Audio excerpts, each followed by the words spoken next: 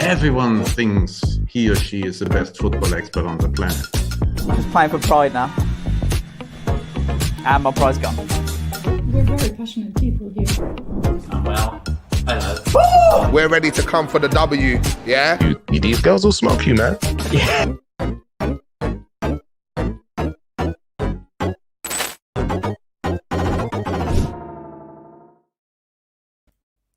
Hello and welcome to the Mirror Gaming Walkthrough, a weekly news show where we talk about everything from the gaming industry. I'm delighted to say joining me today are my colleagues Matt Aldus and Jasmine Mannan. Hi guys, how you both doing? Doing well, thanks. Thanks for having us on. Yeah, I'm delighted to be here. I'm actually really excited to be doing this show this week. Absolutely, me too. I'm going to introduce myself first of all, if you guys don't mind. I'm the gaming editor for Mirror Gaming. If you guys want to introduce yourselves as well, give a bit of background, that would be great. Yeah, I am. What would I be called? The content gaming producer, the gaming content producer. I look after all the short form video for the Mirror Gaming. And I am a gaming content creator here for the Mirror Gaming channel. I do a mixture of like editorial written pieces and video content for mainly short form content at the minute. Cool. Thanks very much, guys. We've got a lot of really cool topics to talk about today. There's been a lot going on this week in the gaming industry. The first one is something that I'm particularly passionate about, and I'm sure you've all seen over the last couple of days. The Last of Us TV show is coming soon. It's out Monday in the UK on Sky Atlantic. It's going to be amazing by the looks of things because the reviews are in, and the reviews are really positive. If you don't know, The Last of Us TV series will be based on the 2013 video game of the same name, developed by Naughty Dog. The series will follow Joel, who's played by Pedro Pascal of Mandalorian fame, a smuggler tasked with escorting the teenage Ellie, who's played by Bella Ramsey of Game of Thrones fame, across the post-apocalyptic United States. The reviews have been overwhelmingly positive for the TV series. Rob Lean from Radio Times says The Last of Us is the best video game adaptation of all time. Stephen Kelly from BBC also said it's the best video game adaptation ever. And Simon Carding from IGN said that it's a stunning adaptation as well.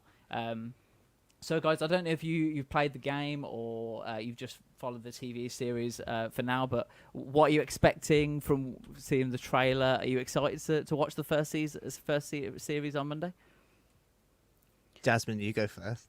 Okay. I actually haven't played the game. I have seen a ton about it, but I just wasn't really into story games when The Last of Us was like really big, so I never ended up playing it. But after seeing like the buzz about the TV show, I'm thinking, okay, maybe I kind of have to play it between now and when the show comes out, right? Like I know I don't have a lot of time, but maybe I need to just kind of like pump it out. I think generally in terms of video game adaptations and stuff, like we've seen some amazing shows come out over the past like year or so.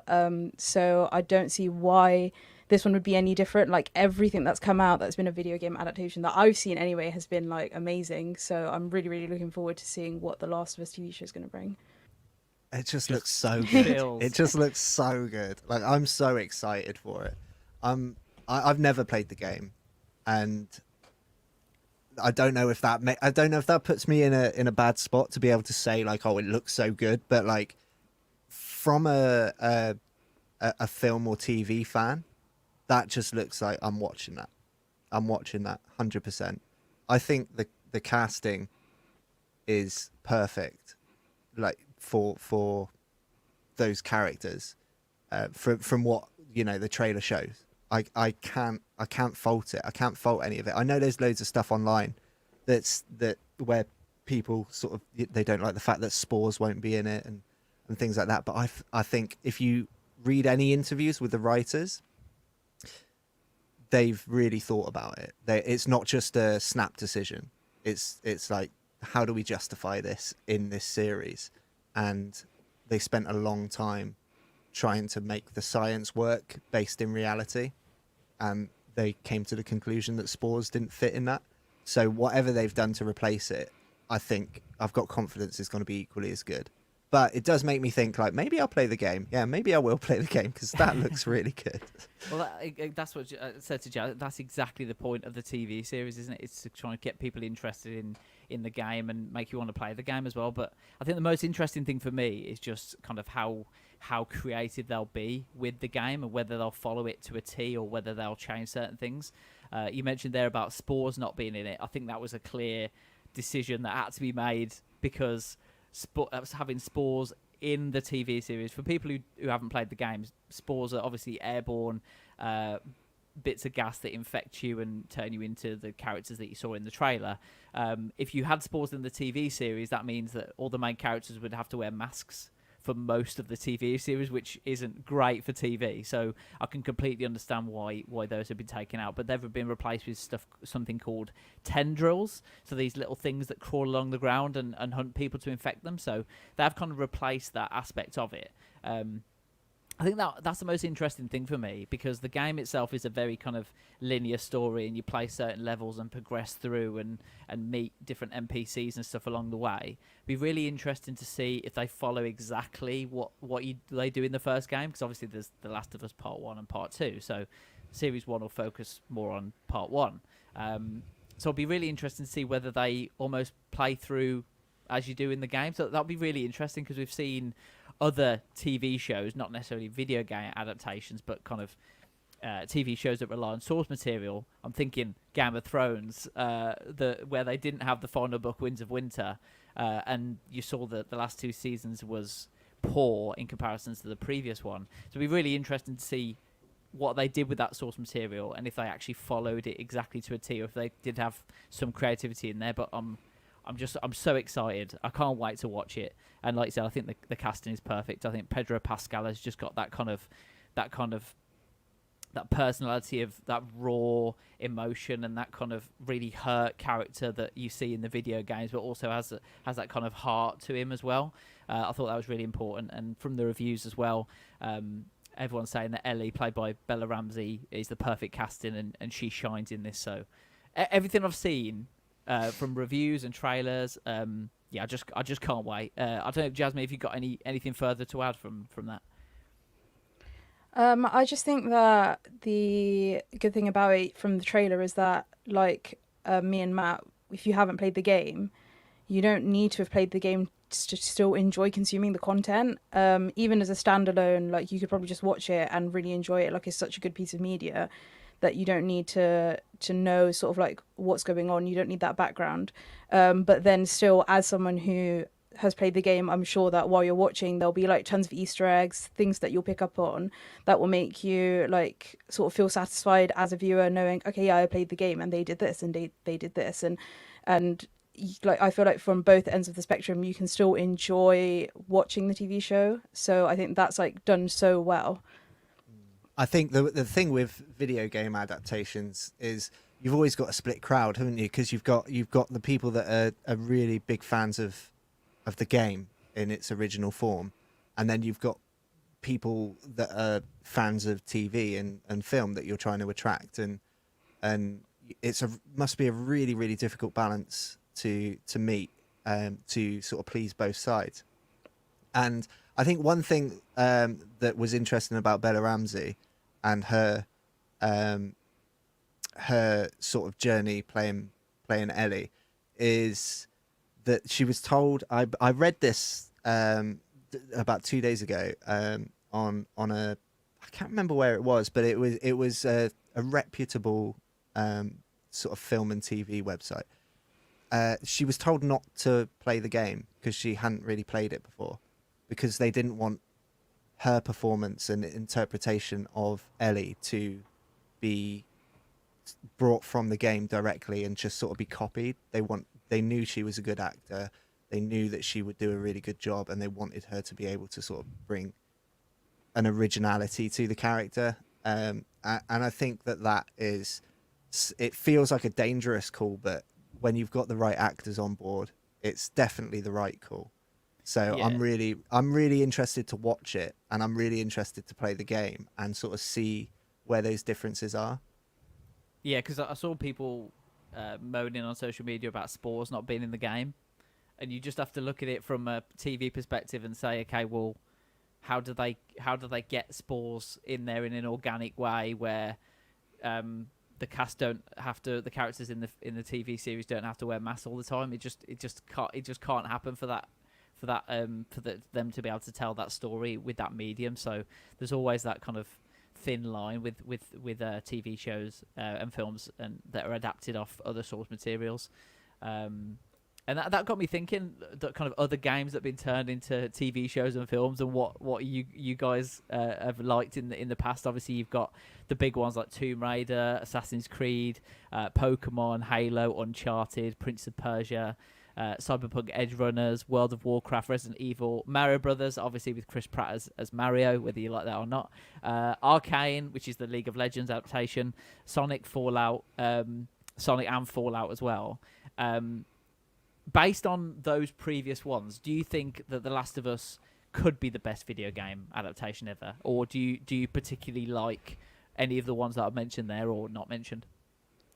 I'm gonna say.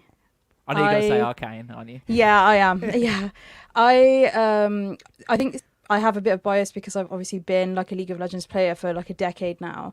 But even like just watching Arcane from a purely like just I'm going in this as like non-biased. It was one of the best TV shows I have ever watched. It won awards. It was so amazing. And you don't need to have played the game. You don't need any investment in the characters or anything to watch that piece of media and enjoy it. And I know that is the case with like most game adaptations, as Matt was saying, like, but Arcane was just so beautifully done. Like even just the story in it, the depth that they go to like stretch out the characters so you really feel connected to them. The like animation in it was beautiful. Like it was so insane. Just like anyone that's watching right now that hasn't watched Arcane, like please go and watch it. Season 2 is meant to be coming out really soon. Like I actually can't wait to see where it goes after what they've done with season 1. And obviously you haven't? No. Please go and watch it. It's so good. It genuinely is one of the best TV shows I have ever watched, like regardless of video game adaptations or anything. Just generally, it's such a great show. Please go and watch it. I'll give it a crack. I think the thing that I have that I don't know, it's a weird little thing in my head where I struggle with anything sort of fantasy based or like, I mean, there are exceptions to the rule. But I mean, both video games are fantasy games. Yeah. But I think this is why, like for someone like me, I would say it could, The Last of Us could well be a definite front runner, because I can't recall anything that is like so good that I'm like I'm can never take its place. So. Because I'm not like, but that it kind of leaves out a bunch for me, because I'm very bad at like giving anything fantasy based like a chance, and that's bad. Like that's my fault. I get that. I take that responsibility, but I just can't do it. And The Last of Us is something that is based in reality, based in the real world. It's obviously got its sort of sci-fi elements, but I like that. Like sort of, I'm always drawn to that sort of dystopian, mysterious kind of, that. I remember That's when exactly what Arcane Walking is. Dead. Okay, well maybe I'll watch it and really like it. I think Arcane is like, when you think of League of Legends, you do think fantasy, but Arcane is way more like, it's like a dystopian sort of future where there's like sort of two civilizations, one underground and one above ground, and it's all about like the differences between them. And I think it's so great. We've got a comment on screen. I think them doing Arcane as an animation was a very good move. Literally, like the animation of it, like only deepens the story because you can like the way that they animate it makes it so obvious of the difference between the two like different environments and stuff. Another example, which also isn't fantasy, I don't know if you guys have watched, is Cyberpunk Edge Runners. I never played Cyberpunk, but I really, really enjoyed Cyberpunk Edge Runners. Did either of you guys watch that? No, I haven't, to be honest. It's been on my list for ages because it's really good. I saw all the reviews on it, and obviously how it's kind of given Cyberpunk like another lease of life almost. Yeah, 100%. Yeah, people come into the game, and obviously that coincided with all the fixes that have been done for the game as well. So that's another way of putting a TV series towards putting other people towards the game, I suppose, which is really interesting. But yeah, thank you so much, Rebecca, for your comment. As Jasmine read out, Rebecca also said the casting for Joel is so good. Yeah, I think we could all agree with that. Yeah. Michelle's also in the chat giving Matt a love as well. So say hello, Matt. To thanks. Michelle. Thanks, Michelle. Yeah, just to remind you, obviously we are live, so if you want to drop any comments, feel free on anything we're discussing. We'd love to hear from you. We can always take questions and stuff and answer them at the end of the show if you like. And please drop a like and subscribe as well if you haven't. That would be really helpful as well. I mean, for me, I just remember watching Tomb Raider when I was like younger, with like Lara Croft and Angelina Jolie. I really enjoyed that when I was younger. That was the big one for me that I can remember. Yeah, like that. Yeah. I'd never watched that. Oh really? But then I think maybe I was too young. There was two as well. The first one was really good. The second one wasn't as good, but the first one was really good. I loved the games, but I just never watched the show. Well, who did the reboot? Who did the reboot? Because it was obviously rebooted and recast. And I thought she played a better Lara Croft than Angelina Jolie. I feel like that might be controversial. Maybe. Will producer, shout out to Will producer. Hi Will. He says Alicia Vikander played Lara Croft. Thanks for that, Will. Appreciate it. Will's in the background. I think she did a really good job of playing Lara Croft. Cool. Talking of a good job or bad job, also another video game adaptation that's coming to our screens very soon is the Dungeons and Dragons film, which will be coming in a few minutes' time, starring Hugh Grant, Chris Pine, Michelle Rodriguez, Chris Pine, sorry, not Chris Prime, Chris Pine and Michelle Rodriguez. I don't know what that's going to be like. That is either going to be brilliant or terrible. There's no in between. It's either going to be sensational or terrible. I've watched the trailer. It looks okay. I don't know what that's going to be like. I think when you watch a trailer and it looks okay, it's always like a bit of a tell. Yeah. I'm sort of erring on the side of caution with this one. I mean, I'm not the biggest Dungeons and Dragons fan, so I wouldn't be the authority on it. But in terms of films, that cast feels a bit cheesy. Like to me, so we just have to see and then I feel like it is a good representation of the game though. Like Dungeons and Dragons is either really, really great or like really terrible when you're playing it. I've never played it, but just from watching other people play it, it's either great or like terrible. So I feel like the movie can accurately represent that, I guess. Yeah, well, if the movie doesn't do great, there has also been a TV series ordered by Paramount, who also did the recent Halo TV series. So there's a TV series coming soon, so there'll be yet another adaptation of that. Another obviously TV series that's been ordered this time by Prime Video is God of War. Of which we've done a few TikToks on. Matt has been doing a few TikToks on our Mirror Gaming TikTok. So go and check that out if you haven't already, because they're sensational. Because he did a God of War casting TikTok, every character as Tom Holland, which was really fun because Tom Holland's doing everything. Listen, I thought it was legitimate news at the time.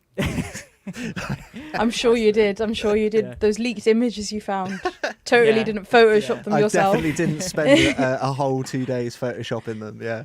Nope. So yeah, in more serious, who would you want to see play Kratos? Because obviously there's been a bit of discussion about it with the guy who played it played him in the game. Obviously, a lot of people want him to play it. And Matt, yeah, Christopher Judge. Yeah, Christopher Yeah, Judge. I mean, personally, I like Christopher Judge. I want Christopher Judge to play him. I'm the exact same. I think so too. Yeah. Although what we were saying about The Last of Us, like with like casting and things like that, it's like it's not always the right way to go when you're adapting something for TV. I think Christopher Judge would be brilliant on the fact that he is a good actor, but yeah, albeit being in a few terrible films. One of which I watched the other day, which was awful. But he is an actor, and he is a good actor. And he's clearly proven his worth with the games, and I think he would do a fantastic job.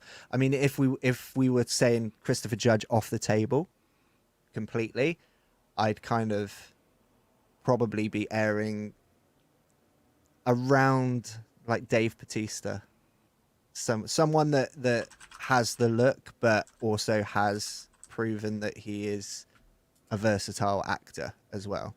Yeah, I mean, with his Marvel contract coming to an end, obviously with the Guardians of the Galaxy stuff, him playing Drax in that's coming to an end shortly, so he'll be free of commitment. So maybe that'll turn into something, Matt.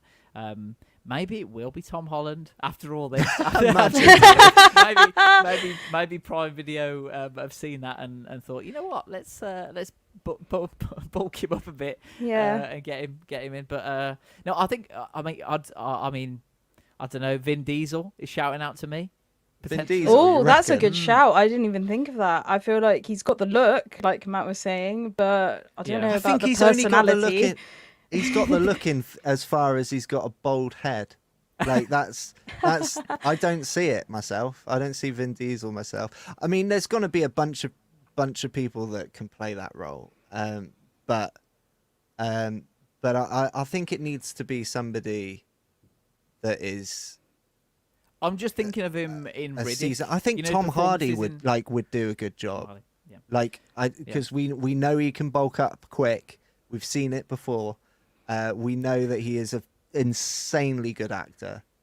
So, and Lewis just said, "Do you think Jason Momoa would be good?" I think he could do that role as well. Yeah. Yeah, 100%. Like I said, I only said Vin Diesel because of his performances in Riddick. I just think that's quite a similar type of, that kind of anti-hero Riddick was a type. long time ago now, though. True. He can pull it out the back again, I'm sure. Yeah, we've had a few comments since we last did a few run-throughs. So welcome, Tom to the chat as well.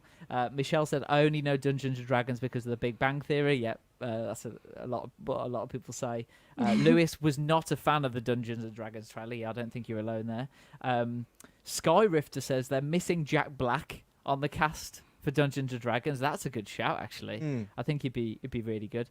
Tom says has to be Christopher Judge, right? Yeah, I think we're all agreement on that.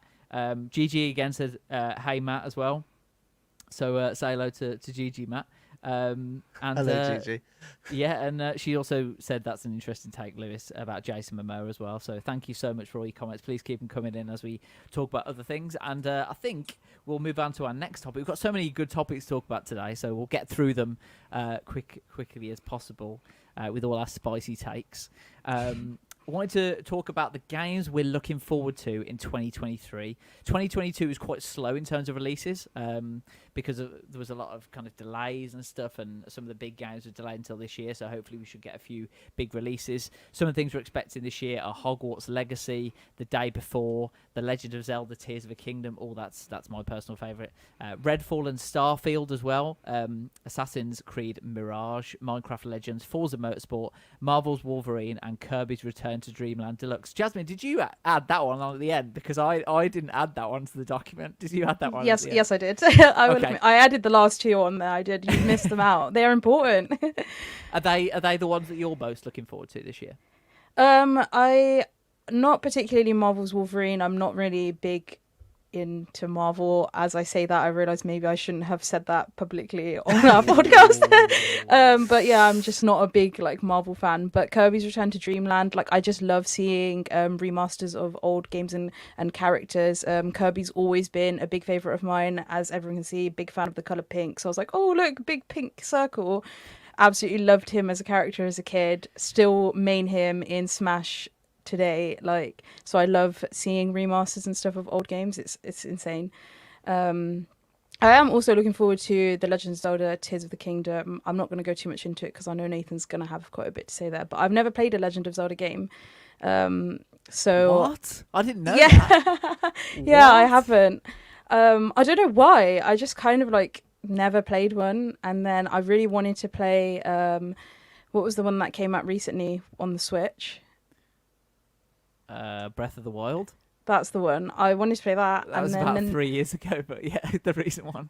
Well, yeah, it was recent in terms of the Recent-ish. Zelda games. Yeah, true. Yeah, I've literally, since that came out, so sort of start of pandemic, I was like, yeah, I'm going to play that during the pandemic, and never did. So I just haven't ever played a Zelda game. Might as well start now. You're always talking it up to me. Why would I not?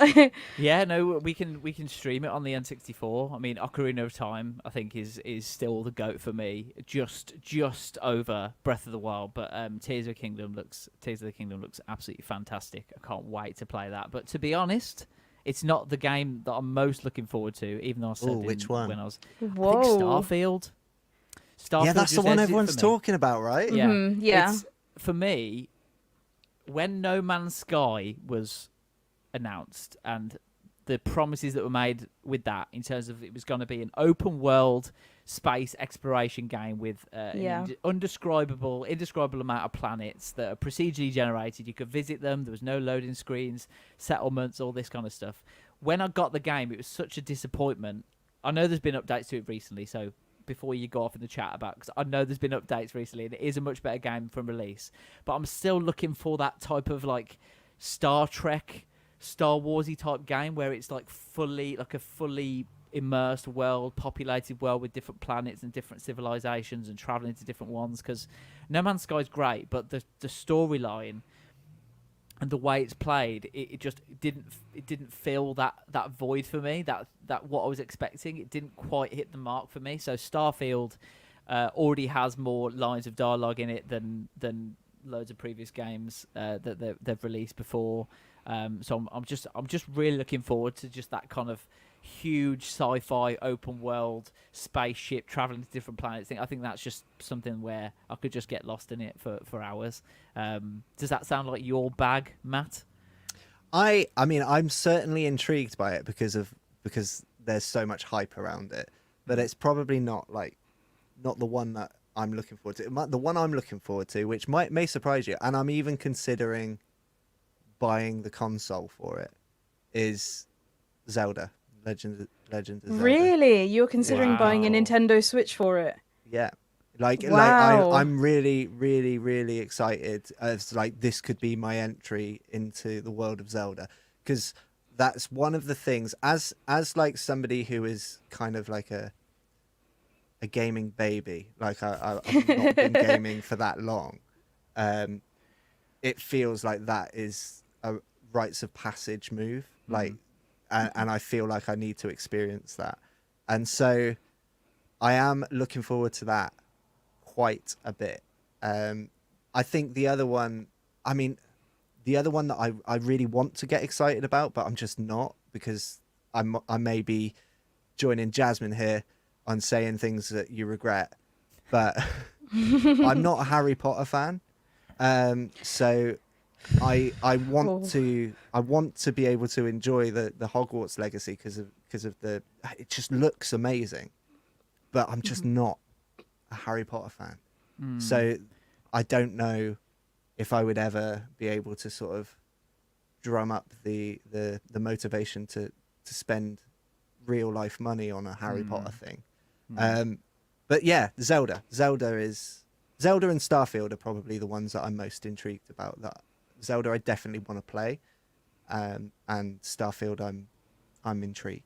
That's really so. You're doing a Star Wars with Zelda, and you're playing the oldest ones first, and then going back to the. I would probably play like Tears of a Kingdom. I'd let be my entry, and then I'd probably go back and play the rest once because that's what I'm excited about, right? So playing that as I'm excited will help get me into that world, and then I'll probably be more inclined to go back and play the other games. I'm genuinely so happy right now that you said that. I didn't know you were going to say that, but that Mate, the makes trailer me really looks happy. so good. You've been missing out for so long. I'm just finally glad that you're going to get into it. That's really the really graphics nice and to hear. environment of it just look like it's like a whole reason to play in itself, aside from even the story and everything else. Like literally, I'm a big fan of beautiful games, so I'm looking forward to trying it. And in terms of Starfield as well, it's funny that you mentioned No Man's Sky, because that's a big reason why I wanted to get into like a Starfield-esque game. When I was looking for like open world space games, I don't know if you guys have ever heard of Astroneer. Yeah. Like the sandboxy spaceman game. That was the closest I got to like fulfilling the void that No Man's Sky left behind. So I'm hoping that Starfield will do that for me too. There was just nothing to do in Astroneer. I just got bored after a bit. I was just like, what? I think it's because I played it with my partner, and we just kind of like went around messing around and sticking wheels to certain things and like trying to make a car work, and it wouldn't work. And it was just like, it was really fun to mess around with. But obviously you sort of hit that wall where you're like, okay, there's not a story. There's not anything to do other than sort of mess around in a sandbox. So what do you do then? After we hit that wall, we were kind of like, we're done now. Well, tell us what you're looking forward to in the chat. What's your favourite game of 2023? What are you most looking forward to playing? There's a few more comments. Gigi thinks I should be forced to play No Man's Sky again. Thanks for that, Gigi. She's also worried that Starfield is promising too much. Travelling around the universe, planet hopping seems like it's bound to go wrong. Yeah, that's about right. Yeah. Skyrifter says Star Citizen over Starfield. I'm really hoping like 8 years of development doesn't ruin the game. The current gameplay looks crazy. Yeah, I know. Star Citizen is another one that I haven't played, heard a lot about, but I'm just a bit about the development cycle and how long it's been in development. Shell is also in the chat. Hi, Shell. She says, I don't know how I feel about Matt not liking Harry Potter. So there's a you're full of revelations today, Matt. But yeah, tell us in the chat what games you're most looking forward to in 2023, and we can call out some of the most interesting ones. But I really appreciate that. Cool. So I think we've gone through that topic.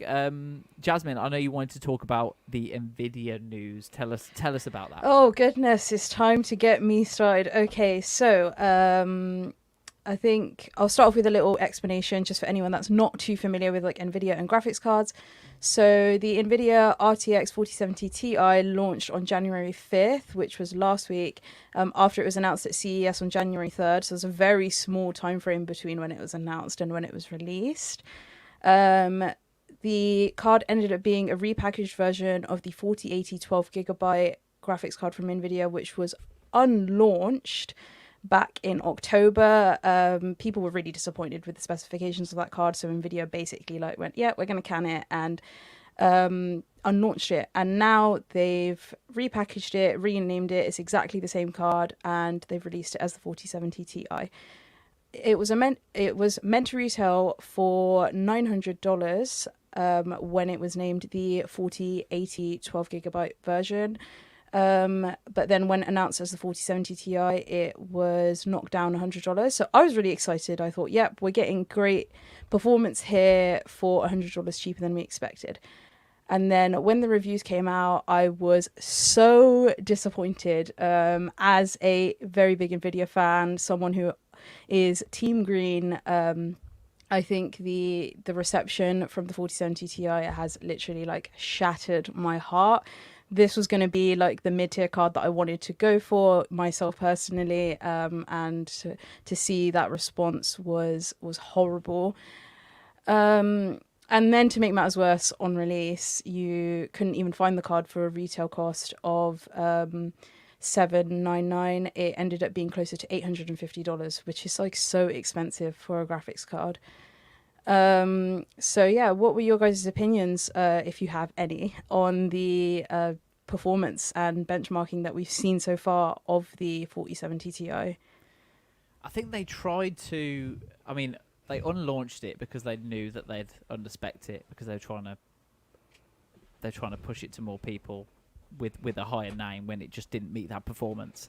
I think Nvidia are just trying to have their cake and eat it, because not only have they pushed the prices of their GPUs up from the next generation, which goes against everything that the tech industry should do. You should have some sort of price limit on certain things, but they've also knocked the performance down, or not had the big performance improvements that you'd want from a game, so from a graphics card. So, for example, the 3070 Ti, which is the previous generation of card, was $599 recommended retail price. You're looking at an extra $200, and it just doesn't have the performance to warrant that increase. I think obviously the pandemic with didn't help with that as well, and there was a massive shortage of graphic cards, which put the price of the cards right up, and a lot of mining. People use it for mining Bitcoin and things and other cryptocurrencies, so that pushed it up. And they've looked at that, at what the price was when they were most in demand, and thought, oh, we can get away with that now. We could just put the price up and people still buy it. And I think the tides turn a little bit, and I think they're a bit slow to react to that. Maybe they've misread the economy or misread the customer demand for these cards, but I just feel like it's a bit of a risk to do this now, with you've got the new AMD cards and the new Intel cards that are only going to get better, and better price to performance than Nvidia. Are we going to see more gamers go to Team Red or Team Blue with their GPUs? I know that's something you've been thinking about a lot, Jasmine, over recent weeks. Will you make the switch to Team Red? I have been Team Green since I've had a PC. I have always been a Intel and Nvidia combo, Intel CPU, Nvidia GPU, and I've never ever felt the need to stray away from that. Even before I got my first PC, I used to sit on PC Parts Picker and like pick out the different things that I'd want to have in my computer, and I always like never even considered AMD. I was just like, nope, that's not for me. I'm never going to put an AMD card in my machine. But seeing the recently released Radeon RX 7900 XT and XTX, which was announced at the beginning of December, which are essentially AMD's response to sort of like the 1490/4080. Like those cards were much cheaper than Nvidia's options, and I might get some backlash for saying this, but they were way better. Like the performance was sort of matching the cards from Nvidia for a much lower price point. So like, why would I not swap to Team Red? And given that they're releasing some amazing CPUs very soon as well, it feels like it's the perfect time to just swap over fully to AMD. I've never used AMD before though, so I'm still not sure. Like, I just feel hesitant. I want to stay with what I'm familiar with, but who knows?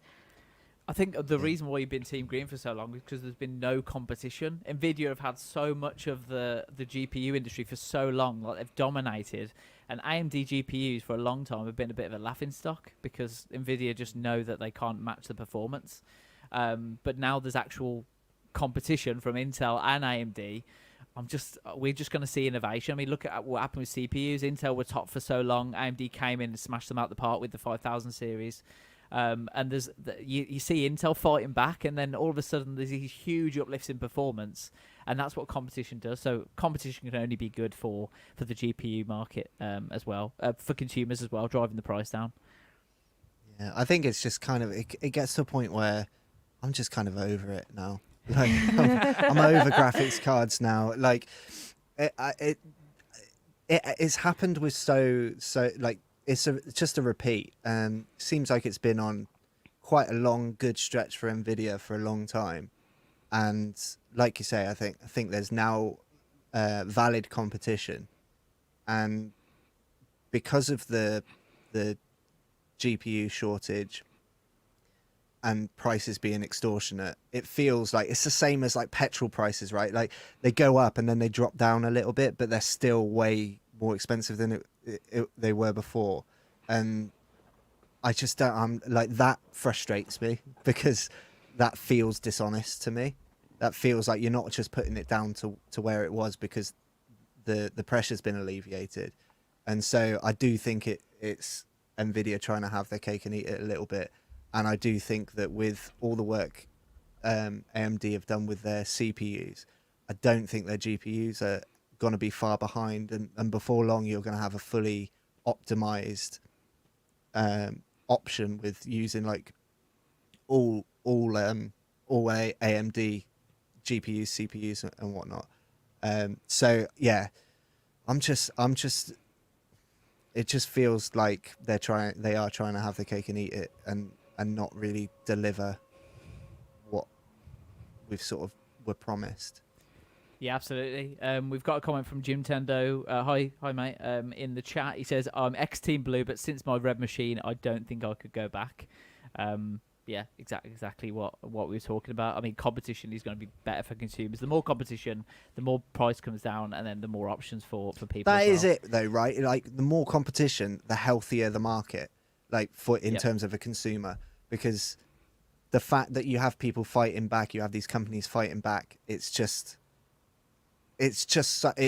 almost refreshing to see. But I just don't think we're not at the point where there is like stable competition. Maybe with AMD more so, but like it would be really great if everybody could get to a point where they are really just like battling, and you know, Nvidia can't ignore AMD or even Intel. Like if Intel can sort of raise their game on the GPUs front.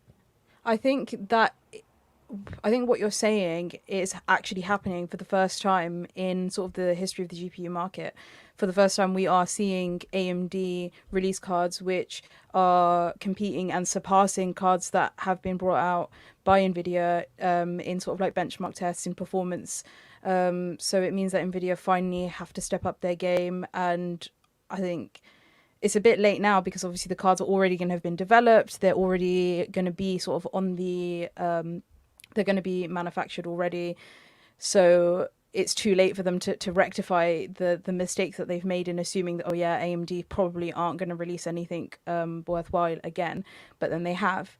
It's just been like this vicious cycle with Nvidia over the past sort of decade, generally with graphics cards anyway. The 10 series was one of the best graphics cards that they've launched. I still use a 10 series in my machine now. And it's been 7 years, and the 10 series was such a great and well-received line of graphics cards. And then you get to the 20 series, which was just really poorly received, didn't meet expectations at all. And then you come to the 30 series, which, although was affected by like scalping, prices were like really, really off the charts, stock was low, it was still a really great line of graphics card that delivered the performance that we would expect from a company like Nvidia, who had the graphics card market cornered at the time. And now obviously we go back down to see the 40 series, which is just like not up to scratch of where you'd expect from a company like Nvidia. So I feel like right now our only hope is to wait for the 50 series, which will come out in a few years' time. Since that's how it's always been with Nvidia. When the first 20 series GPUs came out and were really bad, everyone was like, oh, we'll wait for the mid-tier cards to come out, oh, we'll wait for the low-end cards to come out, like maybe the rest of the series is fine, and it just didn't end up being fine. And that's what it feels like is history's repeating itself with this 40 series. And this time round, there's actually competition, so people don't have to settle like they did with the 20 series. People can actually make the switch to AMD, and then I feel like what you were saying, Matt, about having a fully red machine, you can be like, oh, do you know what? This AMD graphics card was way better than I expected. Why don't I actually give their CPUs a try? And then it will just end up fully converting so many gamers, like PC gamers, to AMD side, which I can already feel is happening to me. I know that I want to upgrade my PC so badly, and I've gone from looking at Intel Nvidia combinations to just being like, do you know what? Let me just go full AMD. Like, why would I not right now in the current like market? Yes, that's what I'd like to hear. That's what I'd like to hear. We've got a few comments in the chat as well about the games that people are most looking forward to. Thank you so much for your comments. Dan Russell says Hollow Knight Silk Song, good choice. Rebecca says, I'm not sure if they're still coming out with the second game of The Wolf Among Us anytime soon, but I love that game. Yeah, that's a good game. Shell says she wants to play Sonic Frontiers that came out at the end of last year. Some really cool games there. And then Shell says, I would normally say Marvel over Harry Potter, but they've never got a Marvel game right. The gameplay is always pants. Yeah, I know how you feel. Although the recent Marvel game was pretty good, Midnight Suns, from what the reviews that I read. Thank you so much for your comments. Please keep them coming in, and we'll read them out as the show goes on. Talking to scalping, Jasmine, because I know you mentioned scalping in your last little chat there. Mm-hmm. The PS5 shortage is over, according to PlayStation CEO Jim Ryan. He announced at CES that December was the biggest month ever for PS5 console sales. Resellers were listing the PS5 for as high as £1,000 at peak when you couldn't get them. So let us know if you've got a PS5, if you found it easier to get one now, if you actually had to pay a scalper. I think Jasmine's put this in here because I didn't put this in here, but it says Matt lost his marbles and paid for a scalp console and then never used it. The actual retail cost of the digital console comes in at £360. This was up to £480 in the UK as well. Is picking up a PS5 even worth it? Matt, I'll let you go with that one because all right. You've got a unique perspective. Jasmine's given you a little bit of a dig there. Really giving me a dig. But one thing I do want to ask, I just want to ask one question. Where's my PS5 right now? Okay, it's in my living room, I will admit. I do have your PS5 now, but that only solidifies my point that you never use it.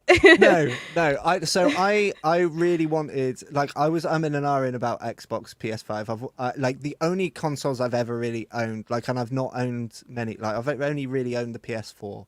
And then when the PS5 came out, I was like, I want one, but I'll wait. And then it got to a point where I really wanted to play NBA 2K 2022, which was the first next gen game that they had of the NBA 2K series, and so I decided to take the hit. I found this is a contradictory of terms, but I found the nicest scalper I could find, who wasn't scalping to an enormous price like some people were, and bought one, and I did think that I got delivered bricks when it came because it didn't feel right, but it was a PS5. I played NBA 2K 2022 for about 30 minutes, decided it was really bad, and then never played the PS5 again. So that is what I would like to say should be described as having more money than sense, although I don't have more money than sense. I just I just have so little sense that I will spend money that's not mine to buy products at an extortionate rate.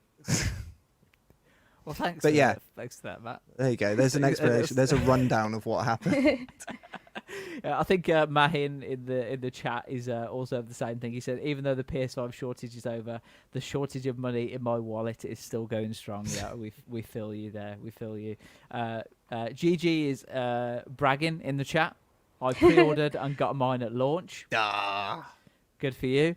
Well done. Well done. Should we all clap for GG? Yeah, go on then. That's it. Yeah, great work there. Great work. She I also do want to say... sorry, go on. No, she also wonders how many people are still stuck with the warehousing of PS5s. Now there's a ton of them out there, so all the scalpers who's sitting there with PS5s in their living rooms and then can't sell them. That is also potential. That also makes you feel quite warm inside. Makes you feel better. Yeah, that they're just kind of struggling to sell them. I think at the bare Jasmine. minimum they can sell them for retail price though, right? So they're not gonna like lose Make their money money. back, yeah. So Yeah. it's I don't know if that's a win or not. You had to put a downer on that one, didn't you? Sorry. But what I was gonna say is that with picking up a PS5, like Matt was saying, there are so many games that are exclusive to the PS5. You get like God of War Ragnarok, which won Game of the Year, PS5 Game of the Year, Marvel's Spider-Man Miles Morales, and Horizon Forbidden West, and there are like tons more. Those were just the 3 that immediately came to mind when I was thinking about it. So like, do those titles make picking up a PS5 more worth it, or do you think that it's just like, I could take it or leave it? I think it did, because this year is going to be a big year for Microsoft and Xbox with Redfall and Starfield, and 2022, everyone knows, was a really slow year for Xbox and Microsoft. They didn't have many first-party exclusives. It was quite a short year for them. There was a lot of Sony exclusive, like God of War Ragnarok, for example, and Miles Morales and Horizon Forbidden West. They had a lot of success with that. But in 2023, with Starfield and Redfall and the Activision Blizzard deal and Call of Duty, potentially Game Pass, I'm not sure what the latest is on that, but it's leaning towards the Xbox a bit, especially with the cheaper console, the Series S. If you just want 1080p gaming, there's a really cheap option there, a 250 quid. I mean, we saw it for under £200 near Black Friday. That just seems like a bargain compared to a PS5. I would lean more towards Xbox nowadays, just with all the announcements and the clear amount of focus they're putting in on their like gaming library. And I know PS5 has their version of it as well, but I just think that if you were gonna compare the two at the moment, I would say Xbox is Netflix and PS5 is Amazon Prime, like video. Ooh, That's what I would say. Wow, that's a big opinion. I've got both of them. I've got Netflix and God of War's on Prime. And well, there you go. But that's just, I just think that there's gonna be so much in the coming year and probably next like 3 to 5 years, we're just gonna probably see Xbox's gaming library go from strength to strength, and I feel like PlayStation have to do a lot to keep up with that. That's just my sort of prediction at the moment. For me personally, definitely, if I could do it all again, I would have gone Xbox. Ooh. Yeah, I think I recently was thinking about picking up a console, so I was kind of like weighing up my options, and it just feels like silly to get a PS5 when I could get an Xbox. Like Xbox is so much cheaper as well, and it just feels like maybe it's because I'm obviously more used to PC and I'm already sort of like use Xbox Game Pass and stuff like that. It feels like, why would I not get an Xbox over getting a PS5?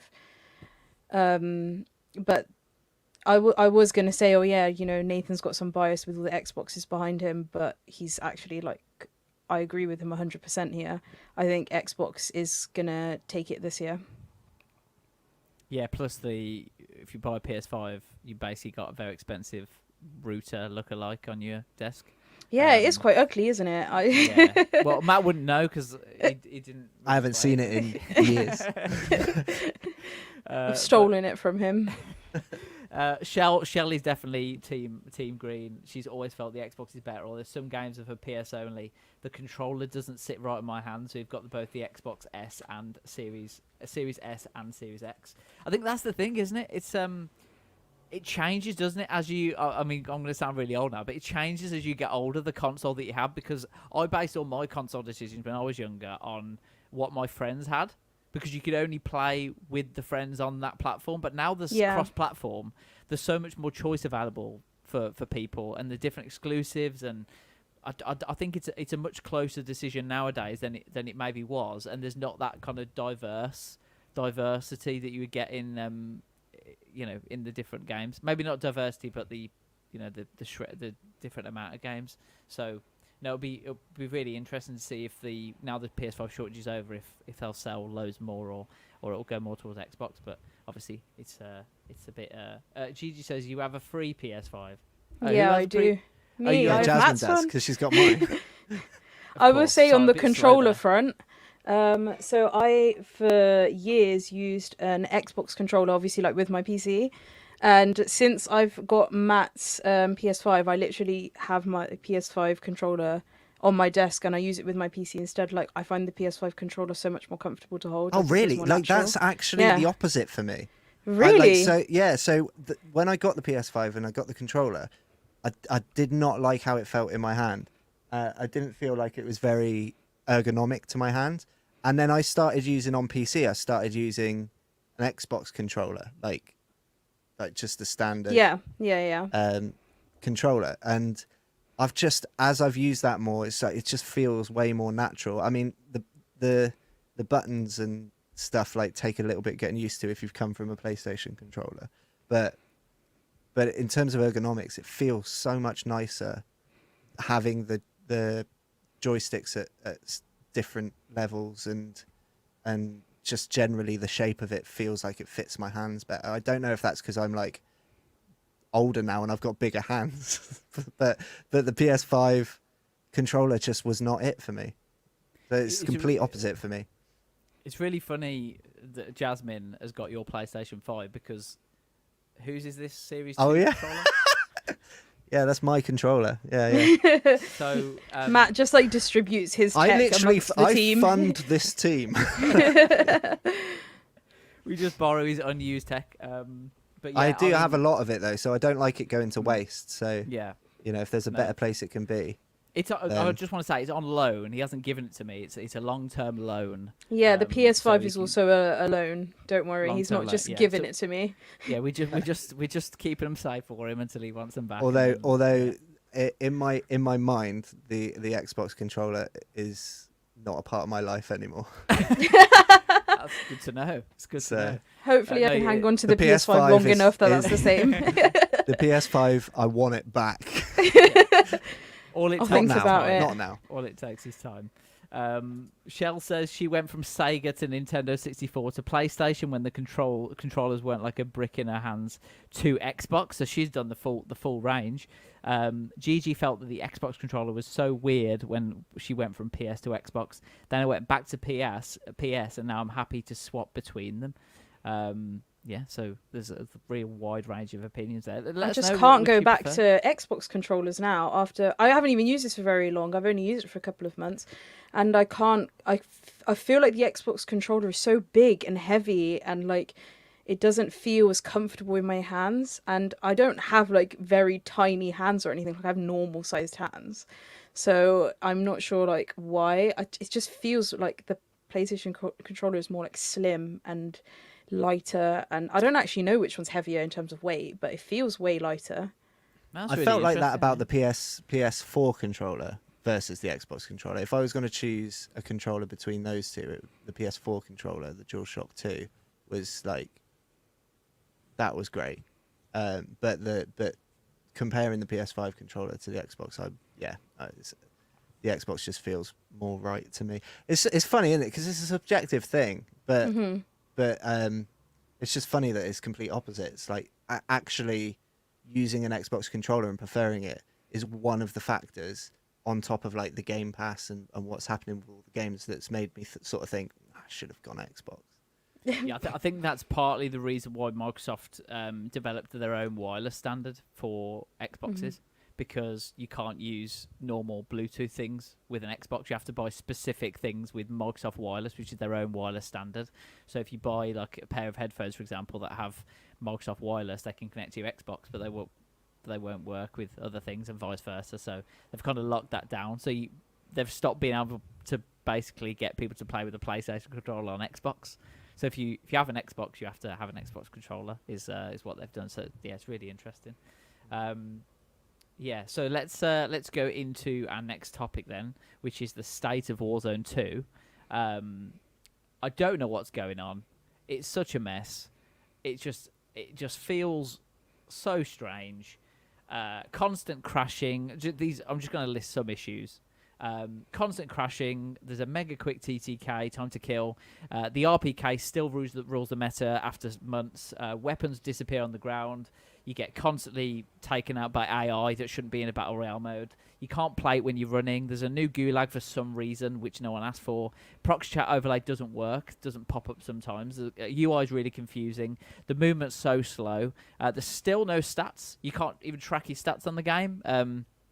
Activision said they were going to bring it in, then they changed their mind. So we now know we don't know how many wins we've got, what's that KD, all that kind of stuff.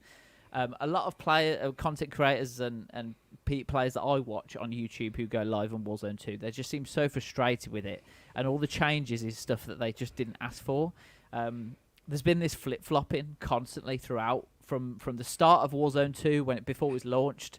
Loadouts were gone, and then a week later they were back in after some feedback, and there just seems to be this flip-flop. And I know, obviously, I play it. I play it quite regularly in my spare time, and Matt used to play it as well. He played Warzone 1 a lot as well.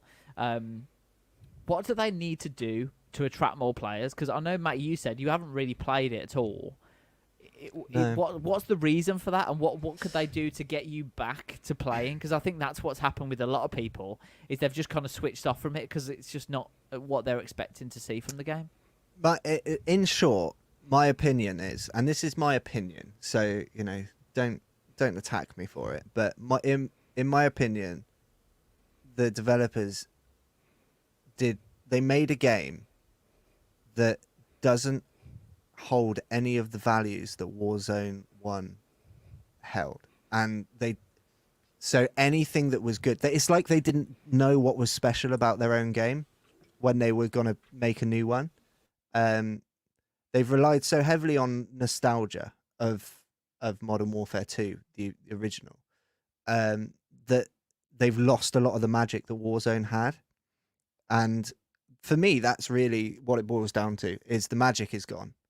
And the magic, you could say, came from the pandemic and all of this. But I got into Warzone after all of that, and I still found a love for it.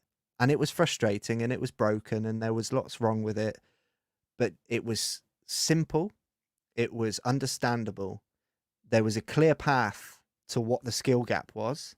So you knew what you needed to do you knew what you needed to practice to get better. You knew that if you did X, Y, and Z, you would become a better player.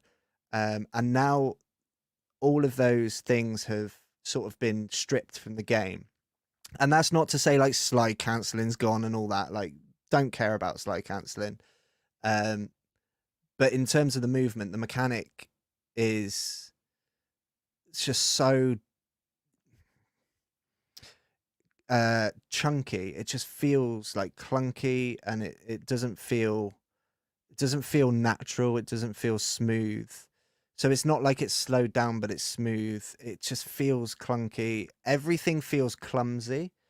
And so for me, what they need to do to bring me back is, the first thing they need to do is introduce a resurgence mode to make the game a bit more bite-sized, to be able to get back into it. The second thing that I say they need to do is probably like do something to the movement, whether it's as simple as being able to plate when you run. I don't know. I don't mind sort of keeping, a slower movement or whatnot, but it feels like the skill gap is gone.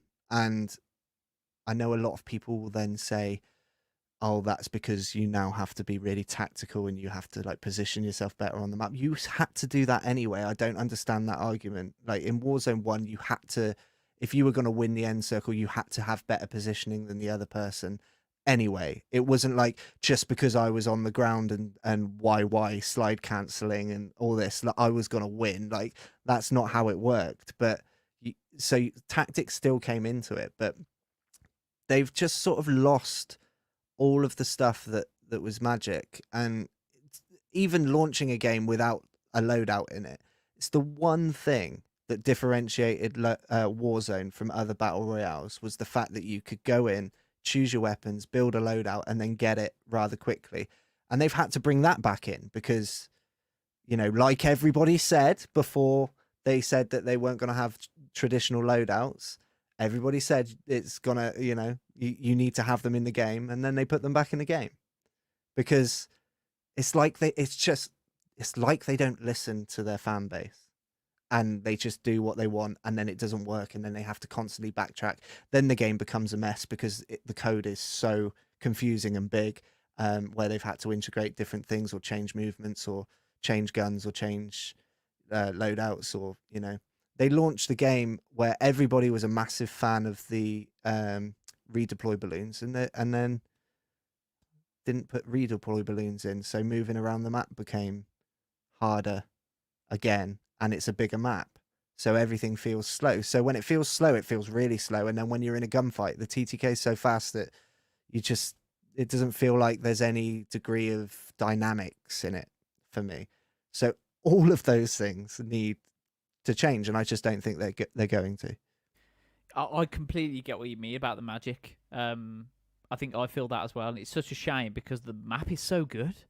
I really like them. The map design is incredible for me, and the visuals are really, really strong.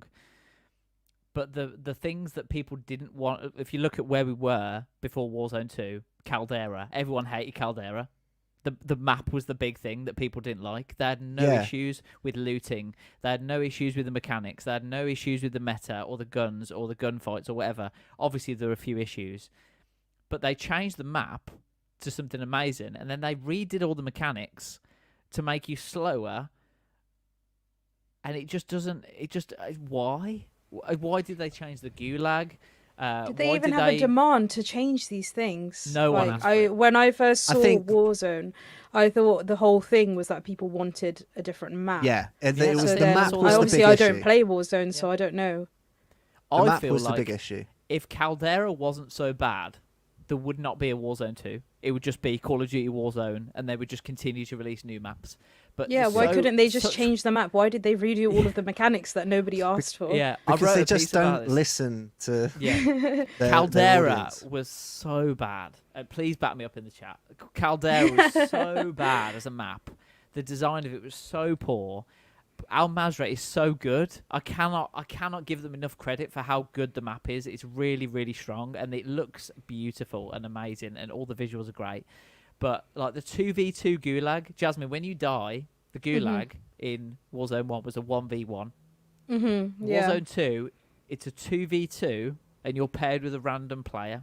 Yeah, I think I saw that when Matt was streaming it, and I was really confused as to why you would ever need to fight with a random player. It just and takes what away what the gulag is with. for.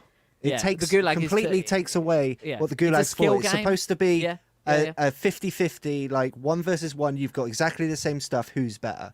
Like that's it. But now it's like they've just made everything about chance, which means that you cannot see the path forwards, which means that it will diminish your motivation to play it. Yeah, it's that simple for me.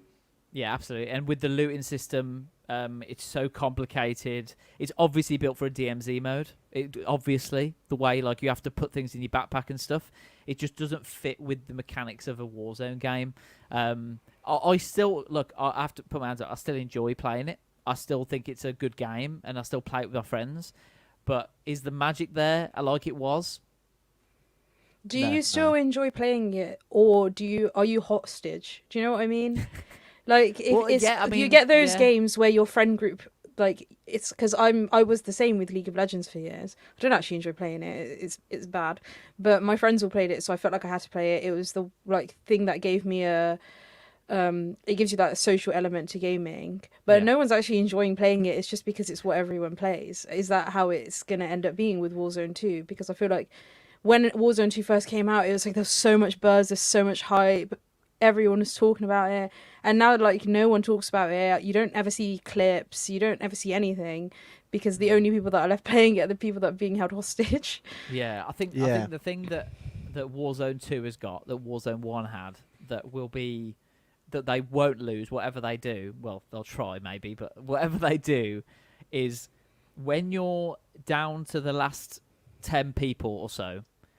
If you're with your friends and and you go for the win and you work together as a team and you get that win, there is no feeling like it.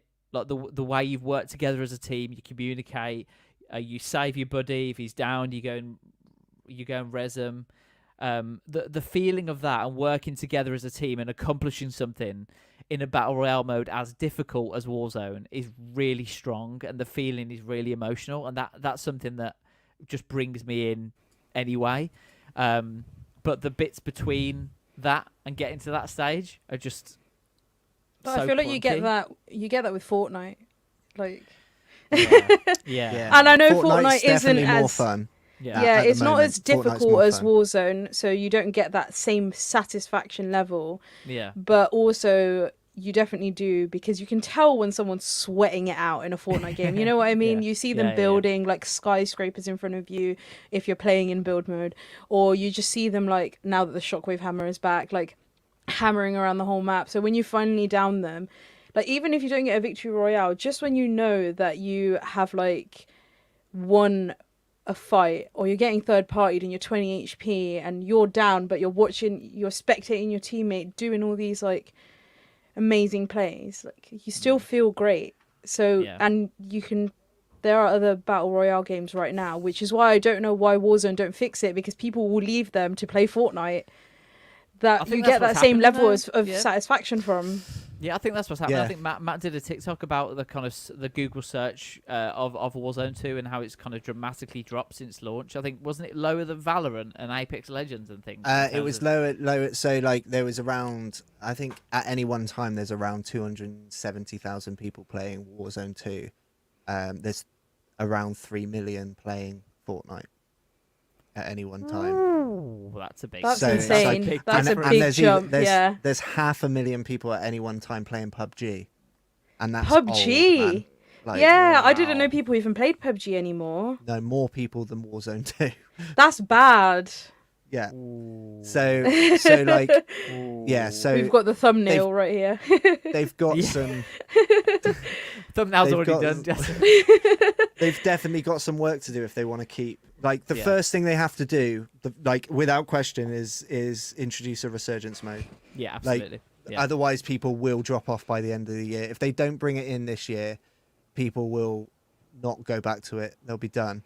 But I think more and more people will just peter out over the year if they don't do something like bring back a resurgence mode. Which Yeah, we've got I'm- Thomas saying in chat, I'm playing Apex for the first time because Warzone 2 is in such a bad spot. yeah, I didn't think people even played Apex anymore. So Well, yeah, I mean, Sorry, season Thomas. 2. Yeah, sorry, Tom. Season 2 is likely to come at the beginning of February, so the leaks are suggesting that a resurgence map might be coming and some quality of life and stuff. So yeah, but Let's the bugs hope are, even with quality of life, like the game shouldn't have been released in such a poor state Yeah. to begin with. yeah, they've typically released things too soon, and they need to sort of stop doing that and just get it right, because otherwise people are gonna, there's only so many times you can do that to people before they're just like, do you know what, I don't even care if it's good anymore. yeah. And they're nearing that point in my view. Yeah, we've got loads of comments about this. Thanks so much, guys, for your comments in the chat. Tom says, absolutely heartbreaking. The AI are like Terminators. Yeah, I know. Why are they so strong? It doesn't make sense. Why AI in Battle Royale? Get them out. In the first Get 'em place, out. why are they there? Get them out. I don't know. When you why first they're said you there. were dying to AI, I was like, Nathan, maybe you're just bad. But then I saw Tom's comment about them being like Terminators, and I'm so confused. They Like, one-shot why you. are they so just- good? They just one-shot you. It doesn't make sense. I don't get Tom, it. Tom says they clearly built DMZ first and just chucked that stuff into Warzone 2. So tone deaf. Yeah, completely agree. Shell says the price of a loadout is crazy. It's like we have to rob a bank to buy one. Yeah. I was playing trios last night. We had about 16 grand. Went to a buy station. It was 24. I was like, what? Just let us have our guns, man. Just let us have a bit of fun. I've just never understood in what military setting would you ever drop into an area without your already prepared Without loadouts. anything, yeah. like oh, we're going to drop you in with a gun and you just got to find what you can. Like, it just doesn't make sense to me. Where's like, the fun in Scavenge that? from the Where's land, the- yeah. Where's the fun in that, Matt? Where's the fun in that? Yeah, but I just like I'd like a mode where you drop in with your loadout, like you did. Yeah. You used to have plunder and stuff like that, and it's. Have you, I have feel you like that played- adds another element of meta to the game as well, right? If you, It you have does, to yeah. pick the best loadout and stuff. Yeah. And have you played the DMZ mode, Matt? I haven't. No, I've only played. I've literally played the game once with you Yeah, not- when it not- launched, it's and I just just not- was like, I like the game, but it's just not been strong enough to pull me back in. Yeah. No one asked for a DMZ mode, actively. just I do- feel like they focus got on scared Battle because of Tarkov. Like they Yeah, thought yeah, yeah, Tarkov was like yeah. the new trend, but actually what was happening was people were getting frustrated with Warzone 1 and they wanted a different game that was sort of based within those sorts of guns and those sorts Yeah. of, Yeah. so they went to Tarkov. Yeah. Like that's what happened. It wasn't that Tarkov was suddenly a new trend. Yeah. It's built a great community, but Yeah. but it's not why people were leaving Warzone. Yeah. Skyrifter agrees. They say, I love games like Escape from Tarkov, but it's not what I want from a game like Warzone, lol. Yeah, absolutely. Shell says, I'd rather have Fortune's Keep and Rebirth back over Al Mazrah. The movement and speed of the games is so slow and boring. Yeah, I think you speak for all of us. Tom, again, says, all the quality of life stuff they built towards the end of Warzone 1, they just decided to take that away. Why? I just don't get it. Tom, we need to catch up with you at some point, mate. We completely agree. Shell says Caldera is full of bush campers. Yeah, absolutely. Peak Fortnite got another comment in there. Skyrifter says, I've been trying to get my friends to play Apex. He's pretty good, but there's like 10 people who play. That's what you said, Jasmine. Yeah. And I'm not going to lie, I like the loadout's expensive right now. I hate getting killed by the sweat to a level 1,000 with all the weapons unlocked. Yeah, exactly. So it's let's see what comes in season 2, but it's a pretty bad place right now. Right, let's go on to our next topic, which is a big one. I know you have some thoughts, Jasmine, as do I. So this is really interesting. I don't think, Matt, we've gone through this with you, so it'll be interesting to see what you think. But is 2023 the year VR finally becomes mainstream?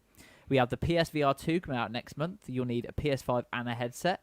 Although it's more expensive than the console. What? What's the accessory? Is it the PS5 or the PSVR 2? I don't know. Apple might be bringing out their VR AR headset later this year. That's going to be expensive. Mark Zuckerberg of Meta fame has confirmed that Meta Quest 3 will be releasing this year. They're meant to be more affordable and better than Meta Quest 2 and will be standalone. The Meta Quest Pro was released last year, made for professionals. It's mega expensive, but it's made for a whole new way to work, create, and collaborate. That's £1,499. Whoa, that's a lot of money. VR has been around for so long. I feel like I've been trying VR headsets since I was really small, and I feel that you always feel like there's so much potential there. But it's still, I don't know how you feel, Jasmine, but to me, like I played F1 22 on VR, and I really enjoyed it for a bit. But it still felt like a bit of a gimmick. It doesn't quite fulfill you in terms of the experience. It just feels like the technology isn't quite there in terms of the clarity of the image and the input delay and the latency and all that kind of stuff, and just the overall experience. Obviously, Mark Zuckerberg is very keen on the metaverse and things like that, which is just Habbo Hotel for people who use it like that. But VR's been around for such a long time, and in tech normally, if you look at TVs as a comparison, TVs have gone from like 1080p 720 to 4K in so quick a time. VR has been around forever, and it just seems like the technology is moving so slowly. How do you feel about that, Jasmine? It's funny that you say the technology is moving slowly, because I think it's actually moving relatively quickly. Not as quick as we'd want it to be, of course, but I think it is moving relatively quickly, especially in the past sort of 2 to 3 years, where we've seen like the resolutions of the screens inside headsets literally go from like not even 1080p to 4K now. I think the big issue with VR is obviously like finding that sweet spot to be able to play for long periods of time. That's one thing that I struggle with. I absolutely love VR, and I will play it like basically every single day, but I get headaches so quickly, and my eyes just hurt. So I end up struggling, and I think that's the case for so many people, which stops it from being like the main gameplay. But I think that as more and more headsets come out, they're always better than the last generation. So I do think that the technology is advancing, and I think that headsets becoming cheaper, excluding the MetaQuest Pro, of course, which is $1,500. What on earth? You know, the MetaQuest 2 is relatively affordable. It's standalone. You don't need a PS5, which is essentially an accessory. You don't need a PC. You can literally just buy a headset for a couple £100 and start playing straight away. I think it's making it way more accessible, which allows it to become mainstream. So I think that with the MetaQuest 3 potentially coming out this year, that could also push that forward and hopefully push VR to become more like accessible and more mainstream. Yeah, Matt, I'm really interested to hear your take on this, because I don't know if you've ever used a VR headset or purchased one at all, but what would make you want to experience games with a VR headset? Is there something that you'd want to experience from VR that you're not quite getting at the moment? I think the first thing, is for it not to be made by Meta. That's the first thing. I get weird about that. Like, I'm not convinced that they're all. I don't know. I don't want to go into conspiracy theories, but like, you know, I'm uncomfortable with that company, basically. But the Meta Quest 2 was previously owned by Oculus. It was the Oculus Quest and the Oculus Quest 2. So what was stopping you from getting the headset before the Meta acquisition, do you think? Just because it's way too new, and I wasn't really that interested. Like, I couldn't imagine standing in my living room, sort of like, you know, waving your arms around, waving my arms around, trying not to. It's kind of like a similar version of why I never bought the Nintendo Wii. Like, it's like, I don't. You never bought the Nintendo Wii? No, but I never bought. What? I think it's the only person in Europe that didn't buy the Nintendo. but I just like, you know, I don't want to. When I'm gaming, like, I don't know. I don't know. I just don't really care. I just don't really care. I just don't really care. You're such a little baby in gaming. It's so cute. Yeah, I mean, I think the other thing that would put me off is I already get a load of headaches. Yeah. And if something's going to give me a headache, I'm not going anywhere near it. I'm a very motion sicky person, so VR is like my worst nightmare, but I still love it so much. Like, yes. I can't even step foot on a boat, let alone put on this VR headset. Like, it's insane. I just cannot get my head around wanting to make myself feel like that. Like, it's so much fun though. It's so much fun that I feel like it's worth it. I'll like play VR for half an hour and then lay in bed for 3 hours, and it's still so worth it. It's so fun. Yeah, I sent you some screen recording, Matt, of me playing F1. I think with the VR. What did you make of that? Because that was a really good experience. I can understand why you would enjoy it and why somebody would enjoy it. I can understand the immersion. Yeah. I can completely understand it, and I can completely understand that it for certain circumstances, like being, you know, especially in like an F1 simulator or something like that. If you've got like a full driving rig, I can understand how great that would be. I'm just not there yet. I can't imagine a scenario where that would benefit my experience. At the moment, so yeah, maybe that'll change. I'm open to like trying it, but I'm not going to go out and spend hundreds and certainly not thousands of pounds. Let's get you hooked on fantasy games first, and then we can move on one to step VR. at a time. One step at a time. Yeah, different stages. We'll get there in the end. I mean, you weren't gaming at all like 2 years ago. So you've gone from that to streamer to content creator to producer. So yeah, there's time yet, Matt, to experience all the wonderful facets of the gaming industry. I think that's about all for today, folks. We've covered a lot of stuff. Thank you so much for all your comments and for everyone who's been watching. Skyrifter says, I love my Quest 2, especially games like Arizona Sunshine and Beat Saber. Beat Saber's so fun. Jasmine, I don't know love if you Beat can- Saber. yeah. It's my Beat favorite Saber's so game. good. I Yeah. literally have so many hours in that game. I've got hundreds Yeah. of hours in that game. It is Yeah. so good. And it's a good workout. Yeah, I burn. So- I have like this calorie counter at the top, and suddenly I've burnt more calories than like a full workout. Just Exactly. playing a game. Like There you go. I There feel you so go. great. Yeah, okay, exactly. So you can enjoy yourself and burn a bit of Exercise. calories as well. Exactly, Yeah. at the same time. Thank you so much for watching. Really appreciate everyone's comments, and if you've liked and subscribed. We'll be back next week at the same time with some other spicy takes and the latest news from the gaming industry. But for now, it's bye for me, and I'll see you next week. See you later.